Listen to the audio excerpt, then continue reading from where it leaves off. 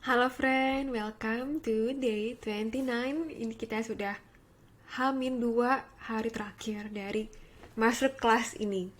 Good job semua dan tolong abaikan jerawatku yang jumbo ini. Memang kalau aku stres itu jerawatan. Nah, topik tanggal day 29 ini adalah keluar dari zona nyaman. Karena aku tahu ini adalah masalah yang dihadapi oleh banyak orang, yaitu kesulitan untuk keluar dari zona nyaman. Makanya aku mau membahas hal ini. Nah, tapi aku coret dulu. Ya, mungkin tepatnya bukan zona nyaman, tapi zona aman. Maksudnya, di bawah video ini aku juga sudah menyertakan tulisan yang aku tulis, artikel yang aku tulis untuk menjelaskan bagaimana otak kita bekerja, yaitu amigdala bekerja. Nah, bagian otak kita ini, yaitu amigdala ini, sangat peka dengan bahaya di lingkungan. Dan semua manusia takut mati. Takut sama bahaya, ya, karena memang itu adalah insting paling dasar, paling purba, paling primal yang dimiliki oleh manusia. Nah, kalau kamu ingat tentang modul yang di modul 2, aku juga sudah sempat bahas kalau otak manusia itu memprioritaskan hal yang sudah familiar, ya, hal yang familiar karena udah ketahuan, oh ini aman, ya. Makanya tempat-tempat atau aktivitas atau tindakan atau apapun yang nggak familiar, yang kita nggak pernah lakuin, itu adalah zona tidak aman bagi otak kita, ya. Terutama karena itu kita nggak tahu hasilnya bakal kayak gimana, gitu. Apakah bakal berhasil? Ya, kalau misalnya aku bikin bisnis, apakah akan berhasil? Kalau aku nyapa orang itu, apakah dia akan nyapa balik? Kalau aku nembak orang itu, apakah dia akan terima? Ya kan, semua ini tuh nggak jelas nih hasilnya gimana. Jadinya otak kita menganggapnya sebagai bahaya, nggak aman, gitu. Itulah kenapa sebenarnya secara dasarnya zona nyaman itu ya zona aman. Itu adalah hal yang bagi otak kita aman, gitu. Gak ada yang salah dengan otak kita, ya. Otak kita memang mau melindungi kita dari bahaya. Dia telah melakukan tugasnya dengan baik, ya. Masalahnya adalah begitu banyak hal di dunia ini yang kita harus keluar dari zona aman kita. Kalau enggak, gimana caranya kita bisa berkembang atau mencoba hal-hal yang kita mau, ya kan? Itulah kenapa kita memang harus mengalahkan insting pertama kita, yaitu untuk menghindar, untuk kabur, untuk enggak lah, nggak usah, gitu, ya. Nah, aku juga sempet nih kayak lihat komentar-komentar di sosial media, ya, bukan di post aku tapi di post orang lain. Nah, ada komentar kayak, ngapain gue capek-capek keluar dari zona nyaman kalau gue udah sampai di posisi ini dengan susah payah, gitu. Ya, ada juga orang yang bilang, lu sih kaya ya, coba lu duitnya hilang semua, gitu, ya, jadi miskin, tuh zona gak nyaman tuh, gitu kan. Dan aku mau bilang, ya, ya gitu ya, gimana ya. Nah, aku sangat resah dengan komentar-komentar itu karena aku merasa, wow, ternyata banyak ya orang yang punya pemikiran seperti itu, ya. Ternyata banyak ya orang yang salah menafsirkan atau ngerasa kalau keluar dari zona nyaman itu berarti kamu harus berprivilege dulu dan sebagainya. Dan aku rasa itu nggak benar, ya. Karena pada akhirnya dunia itu nggak pernah bisa diprediksikan, ya. Bisa satu saat, satu hari kita bisa kehilangan segala yang kita miliki. Bisa suatu saat orang yang kita sayangin meninggal. Bisa suatu saat kita di PHK. Bisa suatu saat bangkrut bisnis kita yang kita bangun dengan susah payah. Bisa suatu saat bencana alam. Bisa suatu saat ada krisis ekonomi. Ya, segala sesuatu itu bisa datang menghancurkan hidup kita dengan cepat, gitu loh. Itulah kenapa kemampuan manusia untuk beradaptasi itu penting. Untuk bisa terbiasa untuk melangkah di luar zona nyaman, di luar zona aman. Ya, karena justru bertahan di zona aman yang otak kita anggap aman itu justru berbahaya.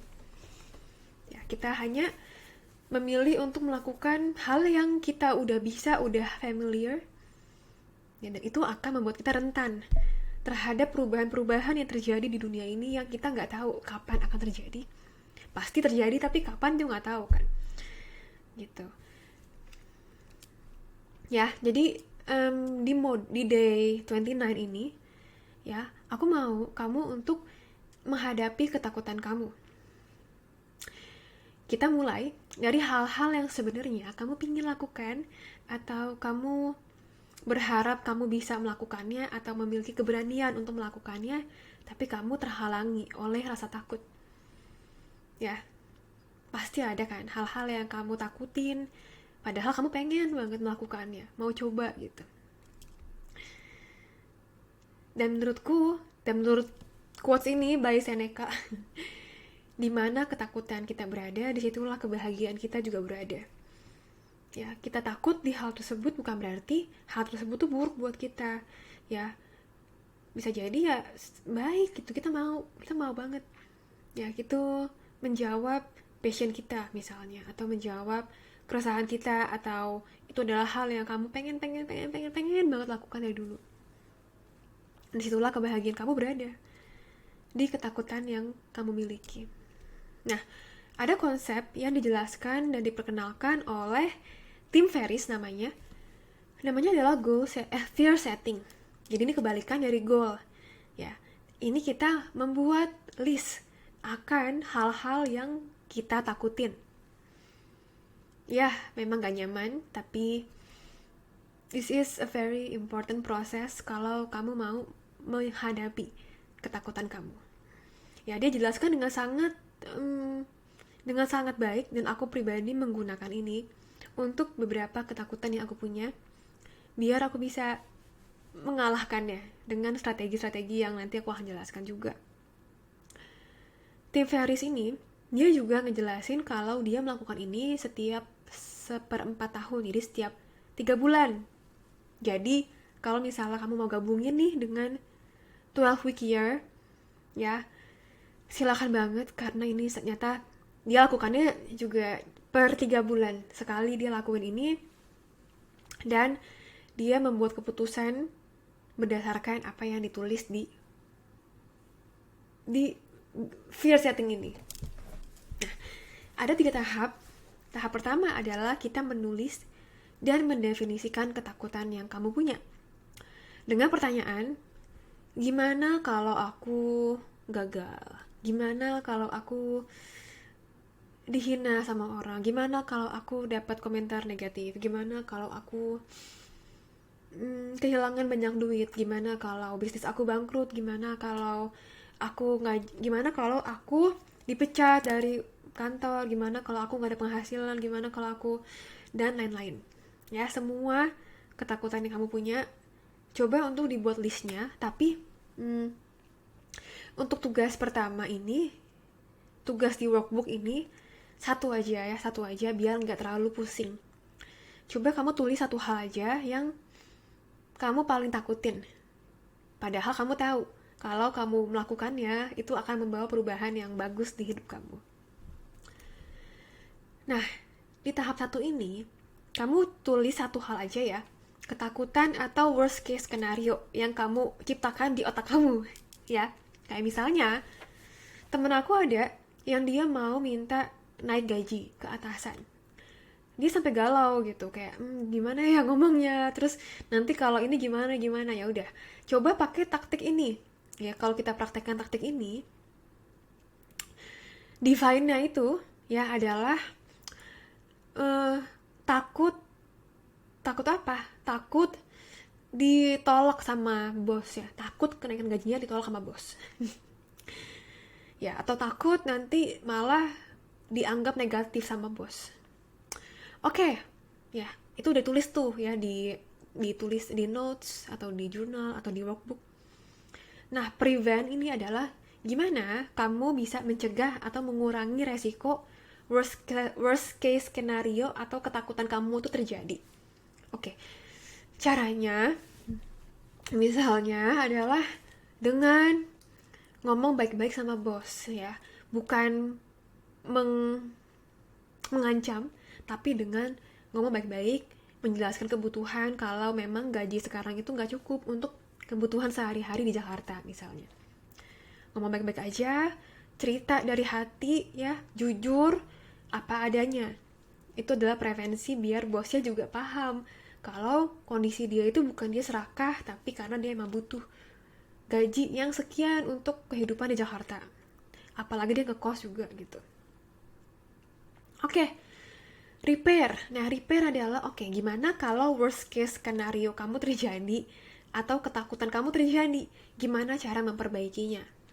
Oke, kalau misalnya sampai amit-amit bosnya menganggap dia negatif atau jadi punya prasangka buruk ke teman aku itu, dia bisa, mungkin memang kantor ini tuh nggak cocok sama dia karena sifat bosnya kayaknya agak sensitif gitu ya. Masa dia minta kebutuhan aja langsung dia nggak suka sama temanku gitu ya. Dia bisa cari kerjaan baru, dia bisa coba untuk apply lagi pekerjaan gitu ya, atau cari lowongan lagi sama temen dan lain-lain gitu ya. Jadi coba untuk melakukan 3 step ini untuk ketakutan kamu. Ini baru tahap 1 ya. Nah, aku cari contoh lagi nih biar lebih paham. Contohnya kamu mau punya bisnis kue karena kamu emang selalu punya ketertarikan lah di bisnis kue-kuean gitu. Nah, tapi kamu takut ya. Takut apa? Takut nggak ada yang mau beli kue aku ya di bisnis baru ini. Takut nggak ada yang beli, takut nggak laku ya. Preventnya gimana biar mencegah untuk worst case skenario, yaitu kuenya nggak laku ini terjadi? Prevensinya adalah belajar ya, ikut kursus online misalnya untuk bisnis kecil itu kayak gimana, UMKM yang baik dan benar. Belajar finance ya, biar kalaupun nggak laku, at least duitnya nggak boncos gitu. Atau ya udah, biar mencegah nggak laku, PO aja dulu ya, pre-order. Jadi nggak sia-sia nih, udah buat banyak nggak ada yang beli kan sia-sia. Buka PO, ya cek ke market, ada nggak sih kebutuhan di masyarakat teman-teman dia tentang kue dia. Atau keempat, minta teman-teman kamu untuk cobain gitu kan. Enak gak kuenya? Ada masukan gak? Ada yang gak enak gak? Gimana caranya biar bisa lebih enak dan lain-lain gitu. Ya, ternyata kan setelah di list banyak ya cara yang bisa kamu lakukan untuk mencegah ketakutan kamu untuk terjadi. Repair, kalau misalnya amit-amit ya memang bener-bener gak ada yang beli ya, walaupun udah dipakai teknik prevensi apapun, tetap terjadi nih, gak laku, gak ada yang beli, 0. Gak apa-apa ya, kita cari strategi lain. Misalnya coba jualan di TikTok buat video-video yang menarik, buat bundling misalnya dengan kue-kue lain, atau jual kue yang berdasarkan season atau trend. Misalnya kalau pas Christmas ya kue Christmas gitu, Imlek gitu, atau Idul Fitri, jadi buatnya berdasarkan season, jadi ada kebutuhan gitu ya. Dengan cara membuat step-step ini, kamu jadi bisa lebih realistis dalam melihat ketakutan kamu, jadi nggak cuma ketakutan yang di awang-awang aja. Itu baru tahap 1. Tahap 2 adalah tanya ke diri kamu lagi, apa yang bisa kamu dapatkan atau kamu pelajari setelah melakukan itu, apapun itu ya, buat bisnis atau minta naik gaji atau keluar dari pekerjaan atau apapun itu ya. Apa yang akan kamu dapatkan atau pelajari walaupun kamu gagal ya, atau berhasil tapi dikit ya gitu, sedikit berhasil atau gagal bahkan. Kalau misalnya aku udah coba bikin bisnis kue tapi yang beli cuma 1-2 per bulan, at least ternyata bisa lah belajar skill bisnis ya. Karena sebelumnya kalau nggak bikin bisnis kue, kamu nggak bisa belajar, nggak bisa punya skill bisnis ini loh. Ternyata juga bisa belajar finance ya, mengatur keuangan gimana, buat laporan keuangan kayak gimana, gitu-gitu ya. Belajar media sosial, karena kamu kan harus jualan di media sosial. Jadi belajar, ternyata buat konten yang viral tuh kayak gini ternyata gitu-gitu. Terus juga ada side hustle ya, walaupun duitnya belum gede pun, cuman yang jual cuma 1-2, at least ada pemasukan tambahan dari bisnis ini gitu. Jadi ternyata inilah hal-hal yang bisa kamu dapatkan walaupun hasilnya mungkin nggak seperfect yang dibayangkan kamu. Ya, entah gagal ataupun ya berhasilnya, kalau si tim Ferry sebutnya partially sukses gitu. Jadi setengah berhasil ya, sedikit berhasil. Nah, sudah, kita lanjut ke tahap terakhir. Sekarang tanya, apa dampak atau resiko 6 bulan, setahun, 3 tahun ke depan kalau kamu tidak berbuat apa-apa? Atau kalau kamu nggak mulai bikin bisnis itu, atau kalau kamu nggak minta naik gaji gitu ya, atau kamu nggak pindah perusahaan dan lain-lain, apa dampaknya dalam 6 bulan, setahun, 3 tahun ke depan? Misalnya aku masih pakai yang contoh kue itu ya, ya aku akan menyesal karena aku nggak coba dulu ya, karena aku nggak coba, aku nggak tahu hasilnya gimana. Aku juga nggak akan pernah punya bisnis sendiri ternyata gitu ya, karena itu kesempatan aku untuk bikin bisnis, ternyata aku nggak ambil ya that chance. Akhirnya ya aku nggak punya bisnis sekarang gitu. Aku gak akan pernah tahu apakah aku bisa sukses dan berhasil di bisnis karena aku gak pernah coba. Aku kehilangan kesempatan untuk punya kerja sampingan yang bisa menghasilkan. Ya, memang hasilnya belum tentu apa ya. Emang bikin bisnis itu belum tentu berhasil. Tapi resiko dalam tidak melakukannya ternyata ini penyesalan. Penyesalan dan berandai-andai dan skill yang tidak dipelajari, ya kan? Ya. Emang nyatanya nggak apa-apa kalau misalnya aksinya atau tindakannya itu nggak perfect atau setengah atau apa ya, atau kamu nggak perlu tahu semua stepnya kok. Ya, kamu akan bisa belajar along the way, gitu. Itulah kesalahan yang aku melihat di diriku sendiri dan di orang lain, yaitu kebanyakan untuk mikir, riset, tapi akhirnya nggak dilakukan. Padahal aksi yang nggak perfect sekalipun lebih baik dibandingkan dengan tidak ada aksi yang perfect gitu loh. Ya, aksi, ingat ya, kemarin aku udah bahas kalau aksi lebih baik dibandingkan dengan planning lebih baik dibandingkan dengan hasil. Aksi is the most important thing. Aksinya mana? Aksinya apa? Karena resikonya adalah kamu akan menyesal. Percayalah, kamu akan menyesal. Besok adalah day terakhir ya, di modul udah terakhir semua sih. Besok kita akan bahas topik terakhir di masterclass ini, yaitu mempelajari healthy coping mechanism. Nah, ini itu adalah nanti besok jelasin panjang soalnya, oke? See you tomorrow dan kerjakan workbook hari ini ya. See you tomorrow.